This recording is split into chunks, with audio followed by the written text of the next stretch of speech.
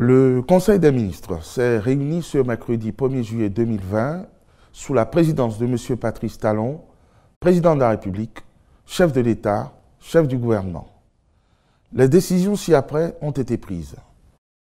Au titre des mesures normatives, transmission à l'Assemblée nationale pour examen et vote du projet de loi portant conditions de création, mission, organisation et fonctionnement des organisations interprofessionnelles agricoles en République du Bénin.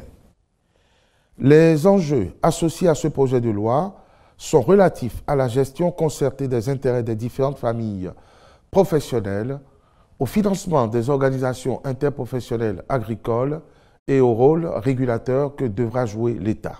Aussi, le vote de la loi consacrera-t-il la gestion interprofessionnelle comme modèle d'organisation collective au sein des filières? Il en découlera la possibilité de mieux prendre en charge la contribution à l'élaboration des politiques, la gestion des relations entre les familles professionnelles, ainsi que la définition et la conduite d'actions collectives visant l'amélioration des performances des filières. Il s'agit notamment, pour ce dernier aspect, d'assurer une meilleure organisation de la compétitivité, de la gestion des parts de marché, de l'innovation, de la sécurité alimentaire et nutritionnelle. Par ailleurs, il y a lieu de faire observer que l'absence d'une loi sur les organisations interprofessionnelles agricoles constitue un frein à l'exploitation optimale des opportunités nées de la libéralisation et du désengagement de l'État des activités industrielles et commerciales. Le présent projet de loi vise donc à combler ce vide en offrant un cadre légal général et cohérent aux dites organisations afin de permettre de mener à bien leurs activités à travers leur reconnaissance par l'État. Transmission à l'Assemblée nationale pour examen et vote du projet de loi portant révision de la loi numéro 2017-4 du 19 octobre 2017 relatif au Code des marchés publics en République du Bénin. Cette réforme projetée se justifie par la volonté d'impulser une nouvelle dynamique à l'exécution des projets d'investissement du programme d'action du gouvernement ou de ceux portés par des partenaires privés. De fait, elle vise à renforcer la modernisation de l'administration publique en optimisant notamment les processus de passation des marchés publics avec un impact significatif sur l'amélioration du climat des affaires. De même, par la dite réforme, le gouvernement entend intégrer au Code des dispositions de la loi portant promotion des micro, petites et moyennes entreprises MPME dans le but de leur faciliter l'accès aux marchés publics. Plus concrètement encore, il s'agit de corriger des dispositions qui ne contribuent pas à l'amélioration de la compétitivité des offres, mais qui tendent à les complexifier ou à allonger les délais de passation des marchés. Ainsi, les principales modifications contenues dans le projet de loi concernent, entre autres, la suppression de l'exigence de production de pièces administratives dans les dossiers de soumission. Celles-ci ne seront plus éliminatoires et la procédure de sélection mettra plutôt l'accent sur les critères techniques et les conditions financières. À charge pour les administrations fiscales et sociales de déclencher des contrôles à tout moment sur la base d'informations collectées. La réorganisation de certains processus et l'introduction de dispositions visant la digitalisation afin de réduire les délais des procédures de passation des marchés publics de 2 mois au moins. La clarification et l'alignement des principales méthodes de passation sur les bonnes pratiques recommandées au plan international et par les directives de l'UEMOA. L'introduction dans la loi de nouvelles techniques d'achat en vue d'optimiser les processus et d'accélérer l'exécution des projets. La révision des dispositions qui contribuent à amplifier les coûts d'accès au marché public. Il est ici proposé la suppression des frais d'acquisition des dossiers d'appel d'offres ainsi que celle de la garantie d'offres pour les MPME.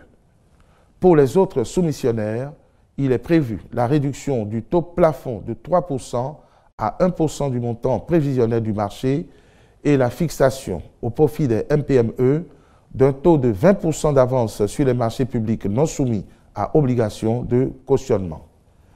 La revue des règles d'approbation du marché des personnes morales de droit public afin d'assurer une plus grande responsabilisation des organes de gestion tout en excluant formellement les présidents du conseil d'administration de la fonction de personnes responsables des marchés publics ou d'approbateurs des dits marchés. La clarification à propos des opérations exclues du champ d'application du Code des marchés publics. L'introduction dans la loi du principe de fixation d'un seuil de dispense des procédures classiques de passation des marchés publics. L'allègement du Code des marchés publics de certaines dispositions relevant du domaine réglementaire ou d'autres textes de loi, comme la loi portant cadre juridique du partenariat public-privé en République du Bénin. En adoptant ce décret, le Conseil a instruit les ministres concernés par le dossier de veiller à son aboutissement, puis d'assurer l'application judicieuse de la loi qui en découlera. Au titre des autres mesures normatives, le Conseil a adopté les décrets portant transmission à l'Assemblée nationale pour examen et vote du projet de loi portant autorisation de ratification de la Convention portant création de l'Alliance pour le biodigesteur en Afrique de l'Ouest et du Centre, ABAOC, adopté à Ouagadougou le 4 octobre 2018. Nomination des membres du Conseil d'administration de la Caisse nationale de sécurité sociale. Attribution, organisation et fonctionnement du ministère des enseignements secondaires, techniques et de la formation professionnelle. Au titre des communications, acquisition de lecteurs de cartes électroniques dans le cadre de la généralisation du projet d'assurance pour le renforcement du capital humain, ARCH. La mise en œuvre de la phase pilote du dit projet a révélé la nécessité de procéder à l'identification des bénéficiaires par les moyens les plus appropriés afin d'éviter des fraudes et autres irrégularités préjudiciables à sa pérennité. Les cartes d'assurés distribuées étant électroniques, pour en assurer l'authentification univoque, il est indispensable de recourir à des lecteurs adaptés aux fonctionnalités prévues. Pour ce faire et en vue de rendre ce matériel disponible dans tous nos centres de santé publics, le Conseil a autorisé l'acquisition de 5000 lecteurs et instruit les ministres assurant la conduite de l'opération de généralisation du projet ARCH d'accomplir toutes les diligences à cette fin. Renforcement des mesures de protection civile contre les inondations de l'année 2020. Les prévisions de l'Agence nationale de météorologie annoncent que les quantités d'eau de pluie attendues cette année sont supérieures à la moyenne de la période 1981 à 2010, dernière année de référence en matière de gravité des catastrophes liées aux inondations. Par ailleurs, les mesures de riposte contre la propagation de la pandémie de Covid-19, notamment la mise en œuvre du cordon sanitaire, ont limité les déplacements et les interactions sociales sur lesquelles se base l'activité économique des ménages. Ainsi, le contexte particulier des inondations de 2020 sur fond de Covid-19 nécessite que soient renforcés les moyens et les capacités d'intervention de l'Agence nationale de la protection civile. C'est pourquoi le Conseil a approuvé la présente communication et instruit le ministre de l'Intérieur et de la Sécurité publique à l'effet de mettre en œuvre toutes les mesures de prévention et de réponse aux inondations.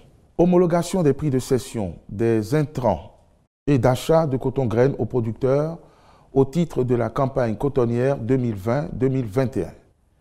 Les familles professionnelles de l'Association interprofessionnelle du coton, AIC, ont convenu de reconduire au titre de la campagne 2020-2021 les prix de cession des intrants aux producteurs pratiqués au cours de la campagne écoulée. Ce faisant, il s'agit notamment pour elles d'éviter que les fluctuations intervenues du fait de la pandémie de Covid-19 ne pèsent sur les producteurs. Ainsi, les 10 prix se présentent comme suit.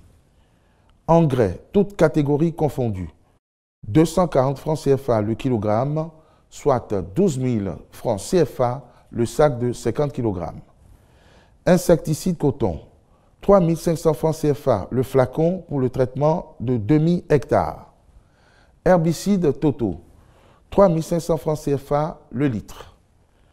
Herbicide sélectif, 5 000 francs CFA le litre.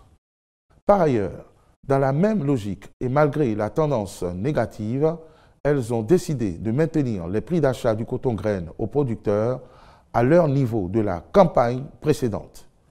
Ceci s'affiche donc ainsi qu'il suit. Coton graine conventionnel du premier choix, 265 francs CFA le kilogramme net à payer aux producteurs. Coton graine conventionnel du deuxième choix, 215 francs CFA le kilogramme net à payer aux producteurs. Coton graine biologique du premier choix, 318 francs CFA le kilogramme net à payer aux producteurs. Coton graine biologique du deuxième choix, 258 francs CFA le kilogramme net à payer aux producteurs. Fonction critique, 10 francs CFA le kilogramme de coton graine. Réserve stratégique, 5 francs CFA le kilogramme de coton graine.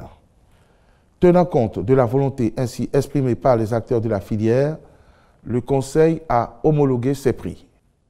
Par ailleurs, le Conseil a été saisi de pratiques de mise en place sans contrôle de crédit par les institutions de microfinance au profit des conseils d'administration des coopératives ou de leurs unions. Ceci crée des surendettements préjudiciables aux activités des dites coopératives et peut, à terme, compromettre leur viabilité. En conséquence, les ministres concernés par le dossier sont instruits à l'effet de prendre des mesures visant à instituer un mécanisme de consultation de l'AIC par tout établissement financier dans le cadre de l'octroi de crédits de campagne agricole aux producteurs de coton des coopératives villageoises de producteurs de coton CVPC. Ils veilleront en outre à renforcer le contrôle des intrants aux frontières dans le but de décourager leur bradage organisé de plus en plus par certains responsables des dites coopératives. Au titre des mesures individuelles, à la Caisse des dépôts et consignations du Bénin et après avis conforme de la commission de surveillance, M. Hontonyon Paulin Razoumen est nommé directeur financier. Je vous remercie.